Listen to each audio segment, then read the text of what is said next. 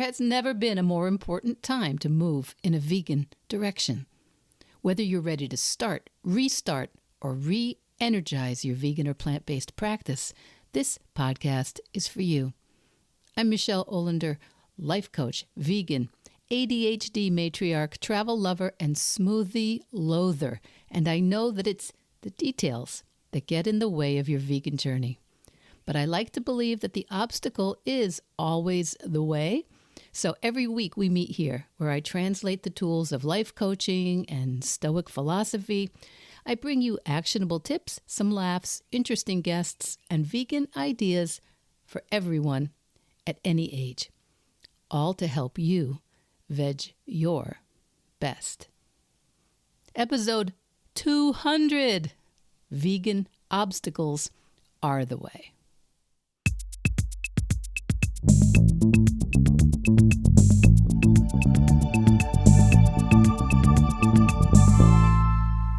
Episode 200. That's kind of a mind blower here at Team Veg Your Best.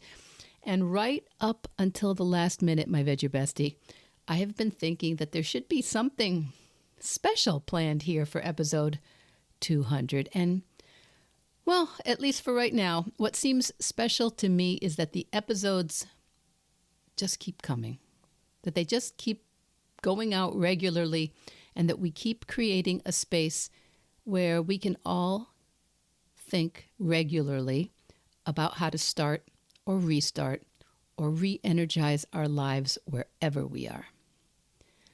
And what actually makes episode 200 any different than 199 or next week at episode 201?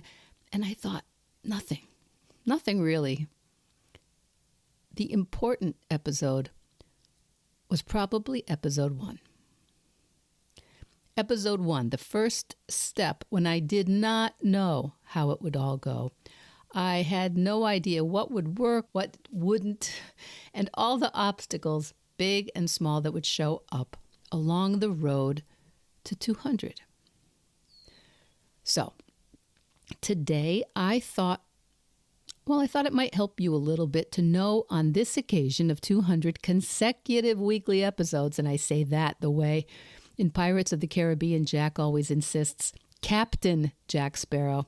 I thought it might help you to know why I do this work. Because when I was certified as a life coach 6+ years ago now, I was working with people on a number of issues, and they included finances and business and family relationships. And I was encouraged to pick a specific niche, a specific demographic that I wanted to work with. And I knew that I wanted to work with vegans and with people moving in that direction. And I won't even try to estimate how many, but loads of people said, that's not a good idea. That is such a tiny number of people. And I remember I said, well, but I really want to work with midlife and older folks who might want to move in a vegan direction, which I guess would even be a tinier number. And loads of people said, well-meaning, intelligent, experienced people said, well, why would they even need a coach? You either go vegan or you don't. And loads of vegan folks gave me the feedback, well, why are you encouraging folks to just kind of go vegan-ish or mostly plant-based? Because that's not sufficient. And I have to say that the fact that so many people, vegans and non-vegans, did not get why I would ever choose this area to be my specialty, well, that sort of clinched it for me. And I'm not saying that that's how you should make important decisions in your life, but I do think that moving in a vegan direction is so important and has so many important ramifications downstream that I'm just not okay with the idea that anyone who would like to opt out of the industrial, animal, agricultural system, I don't want anyone to dismiss that idea because they think they can't do it 100%. Because almost no one goes 100% vegan without having moved in that direction 40%, 60%, 80% vegan or plant-based first. And I know, of course, we've all heard of people who go vegetarian or vegan or plant-based overnight. It happens. And I would like to tell you that if that makes you feel bad about yourself, or if knowing people who have just completely changed in any other way in their lives, if knowing that makes you wonder what's wrong with you, or think that you don't have the same capabilities or discipline or willpower, I want you to stop right there. Because, well, for example, when I made the commitment to be vegan, I had not dialed in what I was going to do about leather and wool yet, things that were already in my home and in my life.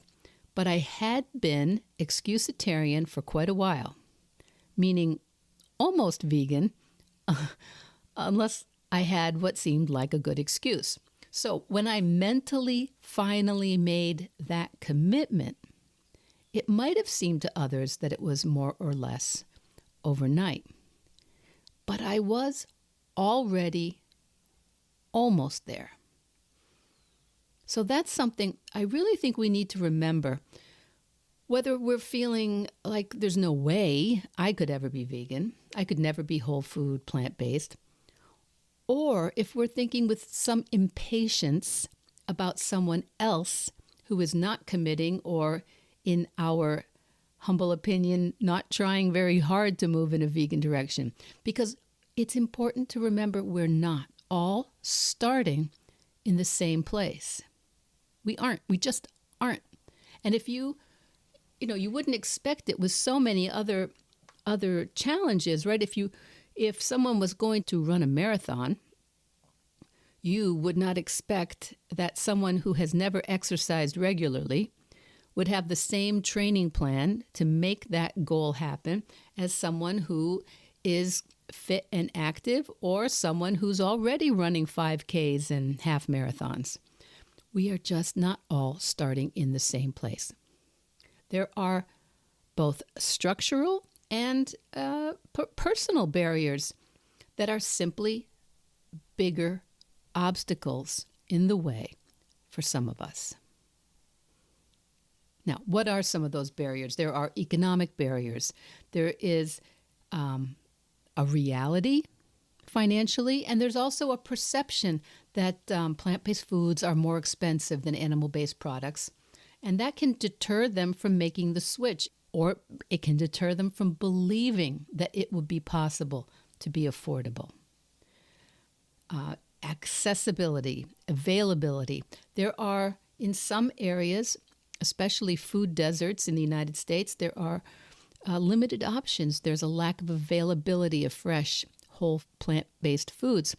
That would make it more challenging for people in these situations to access the necessary ingredients for a healthful, thoughtful, plant-based diet. There are issues also of convenience because plant-based options are often less convenient in many communities. And especially if a family is running in all directions, it may be daunting. How will we figure this out? There are cultural and social barriers, which I find to be, among my clients, some of the most challenging. There are dietary habits that are deeply rooted in our cultural and our family and our religious practices. So shifting to a plant-based diet can be seen as a departure and can be met with resistance from other people and also with the little voice in our head very often. And often also a social stigma associated with what does a vegan mean in certain political environments, in certain communities that are heavy in hunting or farming, where it's seen as disrespectful to the community. There are also educational barriers. There's a lack of information. Many people lack the awareness that plant-based diets can be extremely, if not more healthful than a standard American diet, And then there is the lack of understanding about what the nutritional needs will be. It can seem very daunting if you're someone who's basically been told that a diet rich in animal products is creating a protein that you're going to need to develop and grow and be strong and feel confident. Now, also, if you are currently under a doctor's care or someone in your family is under a doctor's care, maybe taking medications on a daily basis, certain ways of eating may actually be contraindicated or at least more complicated. And so that can be a full barrier, even to someone who's really focused on how they would like to move away from animal products. Now, systemic and policy issues for sure. Food policies, at least in the United States, subsidies often favor animal agriculture over plant-based agriculture. And the plant-based agriculture that is subsidized is virtually always for the consumption of livestock. So that is another barrier on a larger, more macro scale. But because it exists, there is, for many people, the assumption that that's a good thing, that that's what we need, that that's what we want. And of course, there's representation and inclusivity. The plant-based movement often seems to be centered around higher socioeconomic communities and more privileged people, and it can sometimes be guilty of leaving marginalized groups out of the conversation. And this lack of representation can for sure make plant-based eating seem more inaccessible or even irrelevant to certain communities. Of course, there's also psychological barriers, things like food. I think it's actually a term, neophobia. Neophobia, new, fear of the new, fear of trying new foods. That can be daunting for many people who have aversions to certain textures and styles of eating, or who are just very comfortable eating in a certain way. Food neophobia can prevent people from feeling comfortable about experimenting with plant-based options or with new foods. And then cravings and temptations. Well, that's a psychological barrier. Strong cravings for familiar animal-based foods can be intrusive and make it difficult, especially in the beginning, to stick to a plant-based diet. There are also perceptions about the time and effort involved in preparing whole food plant-based meals or investigating where you can find a vegan-friendly substitute. And this can feel like a significant barrier for people with limited time and energy. And energy is for sure one of the obstacles.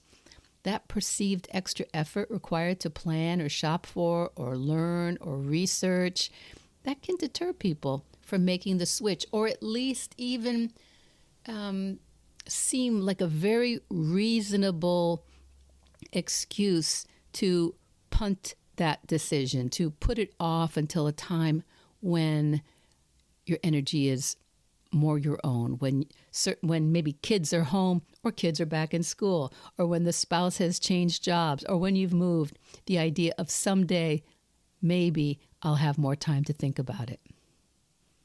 So if one or all of those structural and personal issues is particularly acute in your life, it will, of course, and one of them is probably without question more acute in your life right now, but it will probably be that much harder to make a big change, to make a big commitment when those things are going on. And yes, you may truly believe that limiting or eliminating the consumption of animals and their parts is what you want, and that it's ethically the side you want to be on, and better for our planet and for the health of our families and communities. But if you're someone with very little support, if you're already overwhelmed by the day-to-day, if you don't currently eat or actually don't even like greens, beans, grains, veggies, fruits, nuts, and seeds, it's not that you don't have discipline. It's not that you don't have the resolve or the willpower to go vegan. You're probably just not ready. even if you just kind of force yourself, most times it will not be sustainable unless you have addressed some of these obstacles, both the real and the perceived. Because the obstacles, the ones we talked about above, that whole list, it's not going to disappear. But when you know exactly which obstacle or obstacles are in the way for you, you can actually make a plan that takes them into account and begins to neutralize them. A strategy that begins to cut them down to a manageable size. So you can stop thinking that you're just not suited to a plant-based diet. And you can stop believing that you're a carnivore at heart because you're not, or that it's just not a thing that's possible in your community or religion or culture. No, we don't live in a super vegan-friendly world, though it's getting a little better. And we all have a lot that we are already dealing with. So the obstacles do exist, and they also reveal what your path is. Just like a roadmap. The obstacles on the map are the mountain, the river, the congested urban traffic. They don't just disappear. And you also just don't stay home in one place forever. The obstacles become objects of thought and curiosity and focus, and then workarounds appear. And the strategies start to become clearer or even obvious. Collaborations and partnerships develop. Communication strategies, solutions will start to present themselves to a mind that is open and creative and knows what the obstacle is in the way. And maybe 1 or 2 or 6 of those obstacles will stand in the way for a while, or maybe even forever, because there's no way to be a perfect vegan. But I do want all of us to focus on what it is we can do. I want us to focus on what we can do a whole lot more than on what we can't. So that is why I developed Veg Your Best back in 2019 and then started this podcast in 2020 because I wanted to make sure that there was help for people who thought that it was impossible for them to go vegan, that it was too hard, too late, and that it wouldn't really matter. And honestly, it's been a great ride. And I have met some of the most fantastic people in this community. And I am so grateful that I did not allow anyone to talk me out of this. Well-meaning skeptics, you know who you are. I want to thank you to all of you who have found us recently. And for those of you who have been supports and cheerleaders right since the beginning, you have no idea how sustaining your messages and reviews and comments have been. And to Nancy and Charlie, I am not sure how any of this would have happened without you. You two are an example of what the poet Rumi said, when you start to walk on the way appears. So that's exactly what we do here at Veg Your Best. It's what I was hoping we would be able to do as a community and in my coaching sessions. In these situations, we're able to look for where we can step forward now so that the road can have a chance to rise up and meet us. My Veg Your Bestie, whatever part of your life is bringing you obstacles right now, at Veg Your Best, we do it all the same way. Those obstacles, often we want to put them out of our head or just dismiss them as inevitabilities, impossible to get around. But the greatest, is it Edmund Burke that says it? The greatest of all mistakes is to do nothing because you can only do a little bit right now. So, on behalf of Team Veg Your Best and 200 consecutive weekly episodes, please get out there this week, kids, and veg your best. Veg Your Best podcast production, music, and editing by Charlie Weinshank. Thanks, Charlie. Before you go, it would mean so much to me and the Veg Your Best team if you would hit subscribe, leave us a 5-star review, or share with someone you think might be interested. Something about algorithms, it helps bump us up a little in the rankings, and that's the best way to help others find the podcast and for us to find our audience. So, until next week, make it easy and veg your best.